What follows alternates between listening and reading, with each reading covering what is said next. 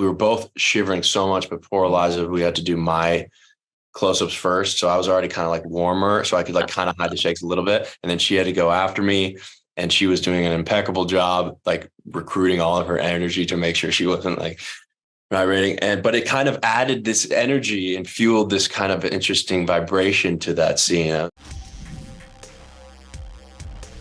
Hi, Lewis. How are you? Good. How you doing, Tatiana? I am doing great. I really love the Starling Girl. It's such a fascinating story. And I especially love how it's told from the perspective of Jem the whole time. And yet we get these little glimpses of what everyone else is going through outside of maybe what Jem might know. So for you, how much did you discuss with Laurel or just, with yourself, what is really going on in Owen's, family life with his wife? How much of what he says to Jem is true? Yeah. I love that you picked up on that. I mean, I think there are some people who I talked to after who are like, oh, that's right. I guess there are no moments in the film that we witnessed that Jem wouldn't have witnessed. And it's kind of a sneaky approach, but it really is effective because you get so much storytelling in the peripheries of, these moments. And sometimes that is a lot more illustrative than spoon feeding it to the audience. It's almost like people watching, like you see somebody at the airport and you make up this whole story. And oftentimes your imagination is so much more, exhilarating than what's actually happening. But obviously I had to fill in the blanks, and yes, fill in each moment because you witness Jem through this whole journey, and you witness Owen almost in like this strobe light fashion, right? Because every time you see him, something's happened in between that time. We don't really know what, because we've been following Jem. So it was fun for me and Laurel to fill in what was going on with him to justify those changes. Because every time you see him, he's in a little bit of a different place. But we haven't been along for the ride to see how he got there. And so that was fun. It felt like, I was participating in the storytelling in a way that was really affecting the story. And yeah, so Laurel, I mean, yeah, everything by Laurel, because she's just, she is something else. I mean, she has been working on this movie for years and years. So she knew exactly how she wanted it to be, but was also extremely flexible in her collaborative, like, openness, I know Eliza said that for both of you, it was like a priority to be able to have some rehearsal time. Yeah. So how did that kind of affect your dynamic together and your understanding of this very complicated relationship? It was crucial because Laurel, and she talks about this openly, she had a relationship sort of similar to it. And so, because I had a lot of questions and I had a lot of things I wasn't sure of how far we wanted to go, or what was our pocket, where did we want to be tonally, right. And so that week of rehearsals we were able to explore how far was too far, how far was not far enough, and to kind of build a common language and a shorthand between me and Eliza and Laurel, so that on the day we knew exactly what versions we wanted to try. She could say, Laurel could say a couple words and I would know exactly what she means.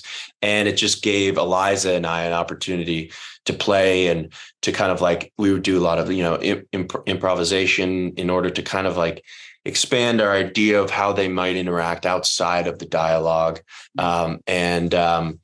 That I think allowed us to feel comfortable on the day. It's rare to get those rehearsal days, even on a huge budget movie. It's I think Kevin Rowe and Cara Durrett, the producers, and Laurel were all really fought for that week, and they protected it, and I think that was a big part of it. Do you have a scene in the film that either resonates the most with you, or that you were like proudest of seeing, from its inception to its actual execution? I think the scene where Jem and Owen end up like wrestling in the river, having that conversation, was special for me because I don't know, those that's the kind of scene that you build up in your mind so much. It feels like such a kind of pivotal moment for them and for Owen. And he's so expressive in that moment. And he's so truthful and earnest in this way that I think he can't really be with anybody else. Or he feels like he can't be. And so I think it really is a part of what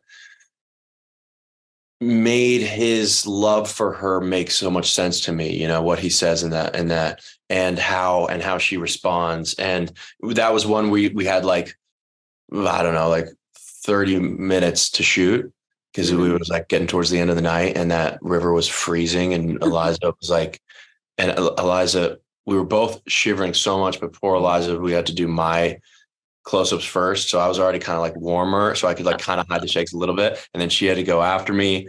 And she was doing an impeccable job, like recruiting all of her energy to make sure she wasn't like vibrating. But it kind of added this energy and fueled this kind of interesting vibration to that scene. I was really, I thought that was a beautiful scene how that turned out. That was. I also, of course, like the rest of the world, loved you in Top Gun Maverick. Thank you. What are your hopes for Bob in Top Gun 3? Oh my gosh. I'm all about low expectations, low disappointment. So I don't want to fantasize too much, but yeah, of course. I mean, that was such an incredible experience. And so we would love to revisit it. And everyone on that movie is like family now. So, I mean, we could sink back into those characters so easily. It's just about finding the right story that feels like it needs to be told in order to further Maverick's journey. I love that. Thank you so much. You were fabulous in Starling Girl and in everything else. Thank you so much. Have a great day. You too. Appreciate it.